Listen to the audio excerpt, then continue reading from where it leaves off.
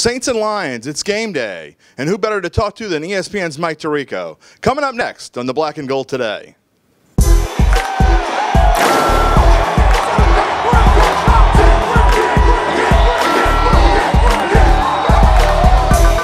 Welcome to the Black and Gold Today, sponsored by Cadillac of New Orleans. I'm Jim Derry, and we're previewing the Saints-Lions game. And who better to do it with than ESPN's Mike Tirico? And Mike, thanks for taking time to join us. Thank you for the Cadillac too. It's very nice. I get one, right? Yeah, absolutely. You didn't know about that? Awesome. Congrats. Thank you. I appreciate that. Let's get right into it. Two similar teams, both having disappointing seasons. What do you expect to see tonight? Well, you would expect offense anytime it's New Orleans in the Superdome and Breeze and Peyton. You expect offense. Detroit's defense has played better since the first half of the season. They got off to a wretched start, but they are developing some young players, I think cornerstones for their future. Maybe the fans might not know Darius Slay or Quandre Diggs or Nevin Lawson or Ziggy Ansah, but I think Detroit has 4 future players that they can count on for a long time. Their safeties are pretty good too. I just like watching what New Orleans has done offensively. I feel like that wonderful era of Devery Henderson and Meacham and Lance Moore, who'll be back in the building tonight, that era has transitioned to the new era of the new names in that New Orleans secondary, New Orleans receiving corps going through the opponent's secondary. So exciting time, and when you're 5-8, you're either rebuilding or you're tearing down. I get the sense that we've passed the tear down, now we're at the rebuild. Well, speaking of that, let's start on the Detroit side real quick. There have been rumblings about Jim Caldwell and the future he might have there. What do you foresee? What do you foresee with Detroit, and how are the last 3 games going to affect him? Well, certainly when you're an organization that has fired your general manager, fired your team president mid-season at the same time, that's eye-opening a little bit. And you now know that a new person in charge of football operations will be coming in. So that person is going to pick their head coach, whether it's this year or next year. Now, maybe they like Jim Caldwell. Maybe they like somebody on the staff like Terrell Austin, who's the defensive coordinator and a head coaching candidate, I think, down the line here in the league. But they're going to make their own choices. So until that person's in place, and it's not, I don't think we have any real good speculation on what's going to happen. Last 3 games to the Lions, I don't think it's going to have a heck of a lot of impact on what will happen in the future, whether they're a 4-win team or a 7-win team when all is said and done. It's still a 13th losing season in 15 years. And living in Michigan, you know about as much as Detroit Lions football as anyone. I get to see everybody in the league, but that's the one team you see their stories every day, and you know that there are folks who have seen a lot of bad football there, and they're just a year removed from not just making the playoffs, but they had a great chance to win a playoff game ahead in the 4th quarter at Dallas and driving.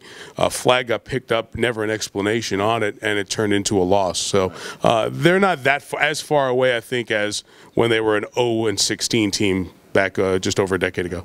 Let's talk about the Saints real quick, and obviously the Saints have some moves to make. And the Saints have an interesting situation this season, in the offseason with Drew Brees, $28 million salary cap hit, and there's so many things to do. Do you foresee, if he doesn't take a pay cut, could you picture the Saints without Drew Brees?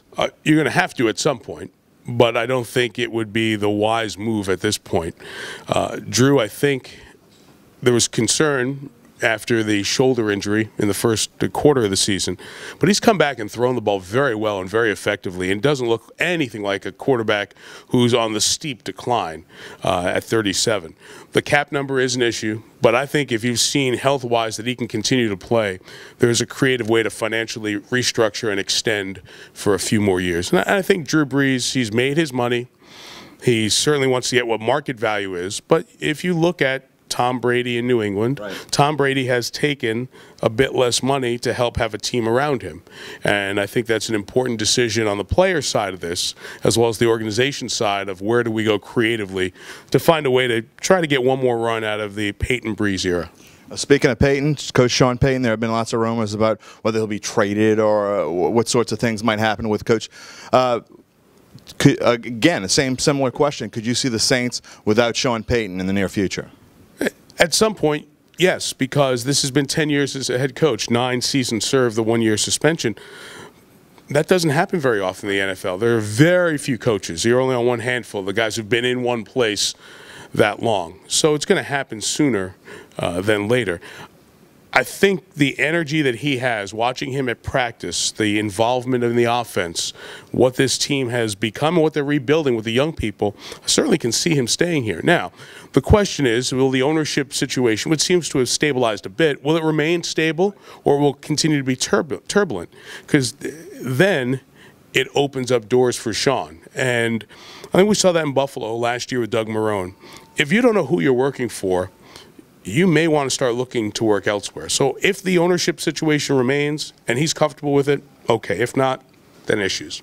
We'll be right back with Mike for the extra point. Little lanyard coming up right after this. What's one of the nicest things that comes with your new Cadillac from Cadillac of New Orleans? 0% interest. Get 0% interest on all new Cadillacs, now at Cadillac of New Orleans.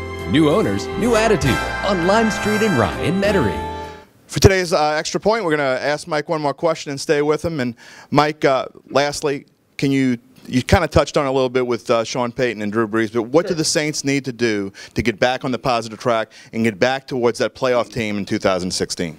Well, defense. I mean, you've got to shore up the defense. There have been way too many issues over the last 3 years with too many yards allowed, too many big plays allowed, too many miscommunications, and perhaps the change from Rob Ryan to Dennis Allen has cleaned up some of that, but it's still a team that gives up way too many big plays. So it's developing these 6 or 7 young players. You look at the field for a Saints game, half a dozen players in their first year in the league.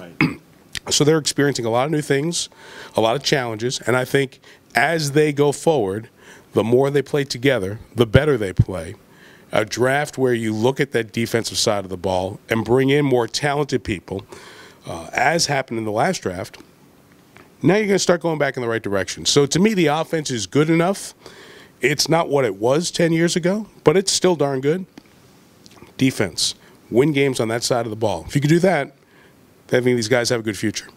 Mike, thanks for joining us, and we're glad when you come in here in New Orleans. It means a little spotlight on us. We love coming to town, too, so thank you. Mike Tirico will join us tomorrow for a wrap-up on tonight's game, and then we'll see you on Wednesday for Pixie Dust Wednesday early this week. For the Black and Gold, for Mike Tirico, I'm Jim Derry. See you, everybody. Enjoy the game.